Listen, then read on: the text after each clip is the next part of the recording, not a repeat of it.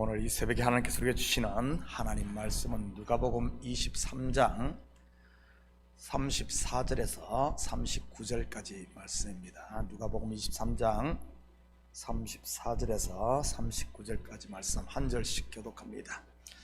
이에 예수께서 이르시되 아버지 저들을 사하여 주옵소서. 자기들이 하는 것을 알지 못함이니이다 하시더라. 그들이 그의 옷을 나누어 제비 뽑을세.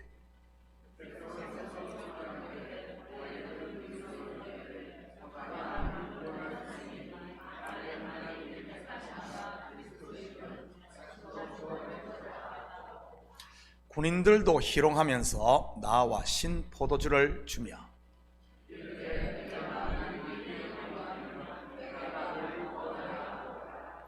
그의 위에 이는 유대인의 왕이라 쓴 패가 있더라.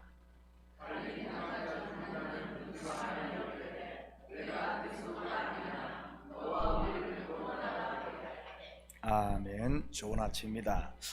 우리는 어제 새벽에 골고다 언덕에 있던 인생 군상들의 여러 모습을 살펴보았습니다. 십자가에 달려 죽어가던 강도들의 모습, 대제사장들의 모습, 그리고 군병들의 모습 말이지요. 죽어가면서도 하나님의 아들을 비방했던 왼편 강도는 누구라고 했습니까?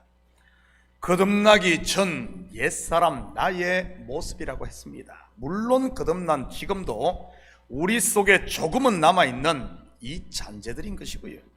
물론 이것들은 신앙이 성숙해 갈수록 점점 힘을 잃다가 육의 몸을 벗으면 완전히 불타 없어질 그런 것들입니다. 결국 거듭난 성도인 우리는 오른편 강도가 되어 낙원 곧 영원한 안식의 세계에 들어가는 것이지요. 더 이상 사망도 없고 애통이나 곡하는 것이나 아픈 것이 없는 빛의 나라로 말이지. 두 번째는 대제사장들입니다. 시기에 사로잡혀 하나님의 아들을 십자가에 못 박는 데 성공한 그들, 승리의 창가를 부르며 만족하고 행복했을까요? 아닙니다. 대재판장이었던 총독 빌라도가 쓴 죄패를 가지고 그 글자를 가지고 또 시비를 겁니다. 유대인의 왕이 아니라 자칭 유대인의 왕으로 쓰라고 말이지요. 빌라도의 반응이 뭐죠? 이런 지하의 도입니다. 육신의 정욕으로 사람을 죽이고 자기의 뜻을 성취했다고 해서 인생은 결코 행복해질 수 없다는 것을 보여주는 것입니다. 마치 하와가 자기의 욕망인 선악과를 따먹고도 만족하지 못했던 것처럼 말이지. 내 속에서 이러한 대제사장의 욕망의 소리가 들립니까? 미워하고 죽이고 내쫓고 짓밟고 그리고 고소하라는 육신의 요구 말이지요. 이런 지하에 노할 수 있기를 축복합니다. 아니면 사탄아 내 뒤로 물러가라, 너는 나를 넘어지게 하는 자로다 해도 되고요.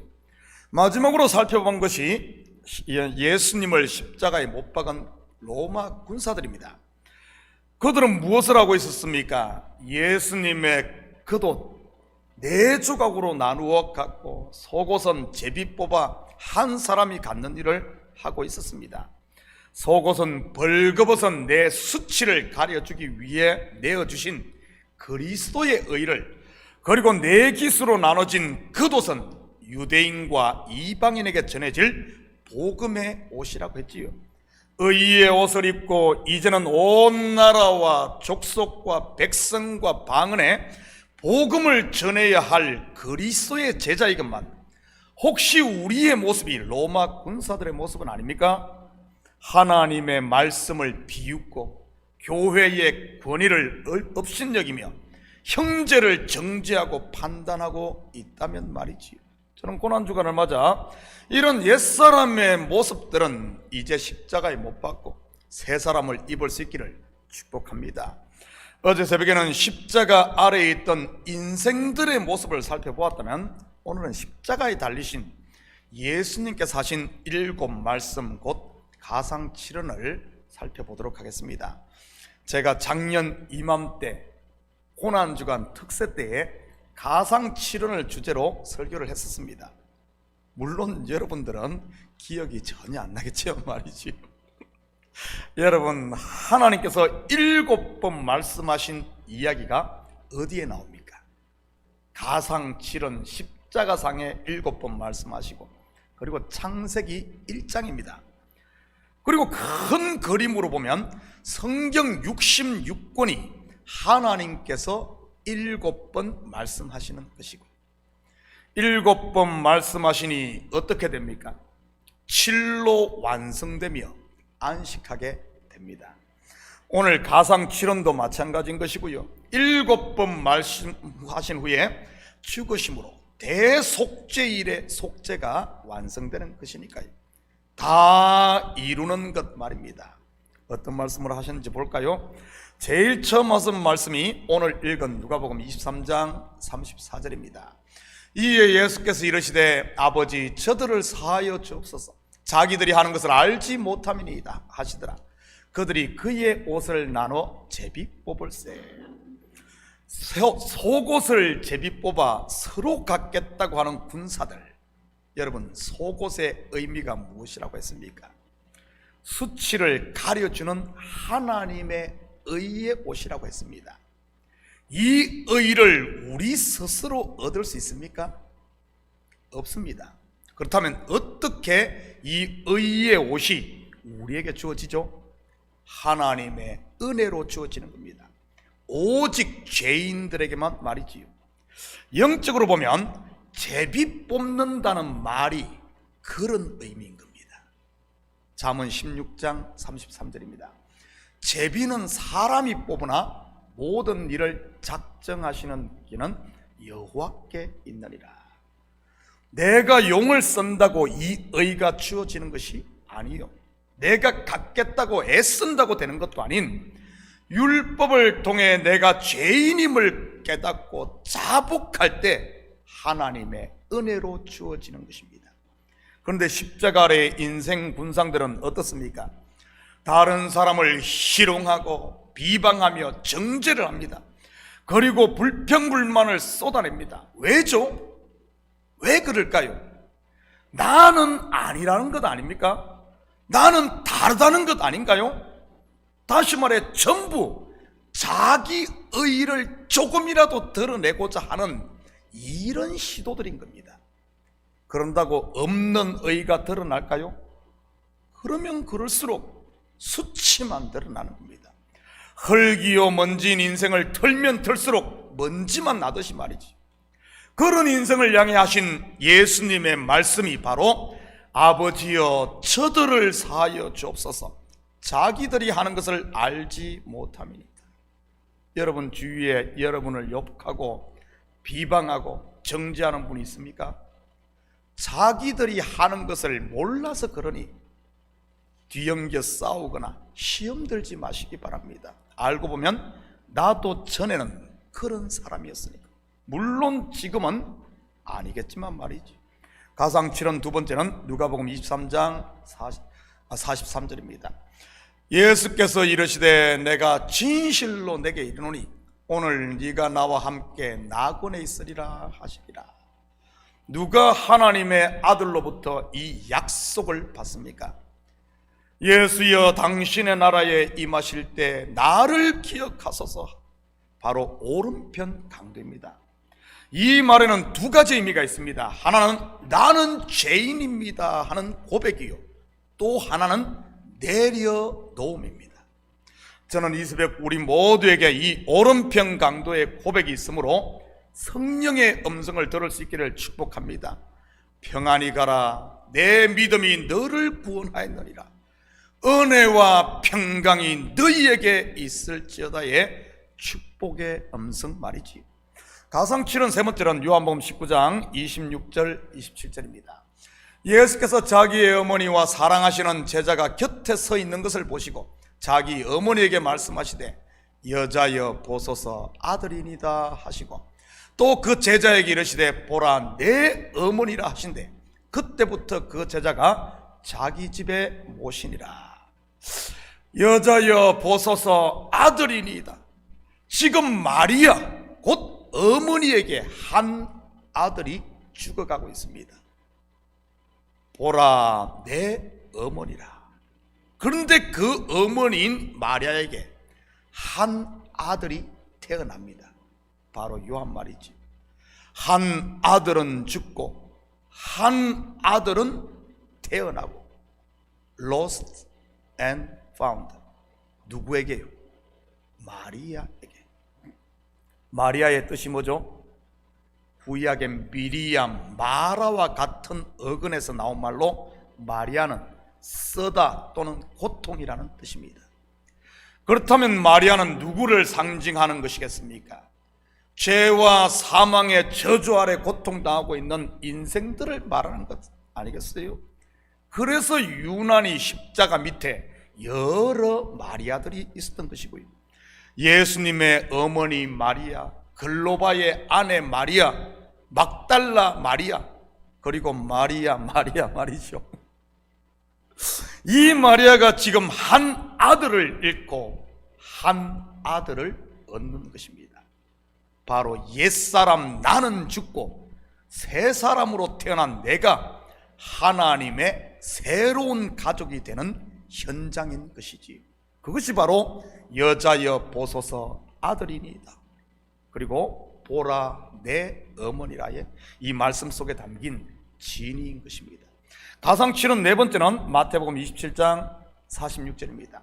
제9시쯤에 예수께서 크게 소리질러 이르시되 엘리 엘리 라마 사박다니 하시니 이는 곧 나의 하나님 나의 하나님 어찌하여 나를 버리셨나이까 하는 뜻이라.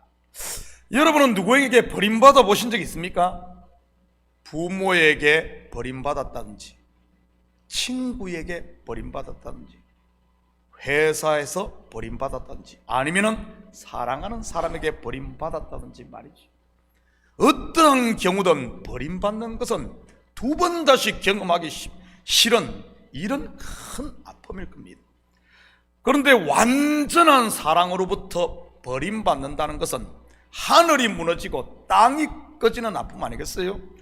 지금 그 일이 십자가상에서 일어나고 있는 것입니다. 성부와 성자와 성령 온전한 사랑으로 하나이셨던 그분이 아버지로부터 버림받고 계신 것이지. 사실 예수님의 이 절규는 아들을 버리는 아버지의 절규이기도 한 것이고요. 예수님의 이 절규는 이미 겟세마네 동산에서 있었습니다. 땀방울이 핏방울처럼 되는 세 번의 기도를 통해서 말이죠. 여기에는 두 가지 영적 의미가 있습니다. 첫째는 내가 나처럼 사랑했던 것을 버린다는 것이 얼마나 어려운가를 보여주는 것이죠. 그렇다면 내가 지금까지 사랑했던, 전부라고 생각하고 사랑했던 것이 무엇입니까? 바로 옛사람 나인 것입니다. 다시 말해 자기를 부인하는 것이 이처럼 어렵다는 것이지. 아들을 잃으면 잃으리라 야곱의 결단과 죽으면 죽으리라 에스더의 결단이 그냥 있었던 게 아니라는 사실입니다. 그런데 그 결과는 어떻게 됩니까? 모든 것을 찾는 겁니다. 야곱에게는 심지어 10명의 아들뿐만 아니라 오래전 잃어버렸던 요셉까지 찾는 것이지. 에스더 왕비도 마찬가지인 것이고요. 소연했던 왕과의 재회뿐만 아니라 사망 가운데 떨고 있던 페르시아에 살던 전 디아스포라 유대인들을 구원했으니까요. 어제 새벽에 말한 일명 대박인 것이지. 저는 우리 식구들이 육신의 생각, 즉 옛사람의 이 욕망들을 십자가에 못 박음으로 이런 대박들이 올 한 해 여러분의 삶 가운데 일어나시기를 축복합니다. 두 번째는 하나님께서 이런 고통을 감내하면서까지 아들을 버린 이유가 무엇입니까? 바로 저와 여러분을 찾기 위함인 겁니다. 다시 말해 해산의 고통을 통해 아들을 낳는 것 말이지요. 그렇다면 하나님 앞에 우리는 어떤 존재이겠습니까? 역대상 4장 9절입니다. 야베스는 그의 형제보다 귀중한 자라. 그의 어머니가 이름하여 이르되 야베스라 하였으니 이는 내가 수고로 낳았다 함이었더라. 귀중한 자, 존귀한 자, 수고로 낳은 바로 야베스인 겁니다. 저는 우리 식구들이 스스로를 학대하거나 한 그릇 팥죽에 자신을 죄에게 팔지 마시고 마귀에게 자신을 팔지 마시고 여러분 자신이 얼마나 소중한 자임을 자각할 수 있기를 축복합니다. 왜냐하면 여러분 한 명 한 명은 하나님의 아들의 하나님의 해산의 고통을 통해 수고로이 낳은 야베스 하나님의 아들들이니까요. 가상 75번째는 요한복음 19장 28절입니다. 그 후에 예수께서 모든 일이 이미 이루어진 줄 아시고 성경을 응하게 하려 하사 이르시되 내가 목마르다 하시니, 여기서 성경을 응한다는 말은 1차적으로 성경 어디를 말하는 것이겠습니까? 시편 69편 21절입니다. 그들이 쓸개를 나의 음식물로 주며 목마를 때는 초를 마시게 하였사오니, 율법 아래 종살이 하는 인생들이 내는 음식은 전부 쓰다는 말입니다. 다시 말해 마리아들만 있다는 말이지 의인은 없나니 하나도 없는 것 말입니다. 그러니 목이 마를 수밖에. 이 목마름은 십자가상의 예수님의 목마름이요 구원을 향한 인생들의 목마름이기도 한 것입니다. 목마른 사슴이 시냇물을 찾아 헤매이듯이 말이죠. 이런 목마른 저와 여러분에게 성령의 담비를 주시기 위해 예수님께서 목말랐던 것이고요. 혹시 이 새벽 목마르신 분 계시다면 물 없는 광야만 돌지 마시고 이제는 은혜의 물가로 나올 수 있기를 축복합니다. 가상 7은 6번째는 다 이루었다. 그리고 7번째는 아버지 내 영혼을 아버지 손에 부탁하나이다 입니다. 예수 그리스도를 주로 영접한 여러분은 하나님의 자녀임을 믿으시기 바랍니다. 다 이루었다. 천국이 여러분의 것임을 믿으시기 바랍니다.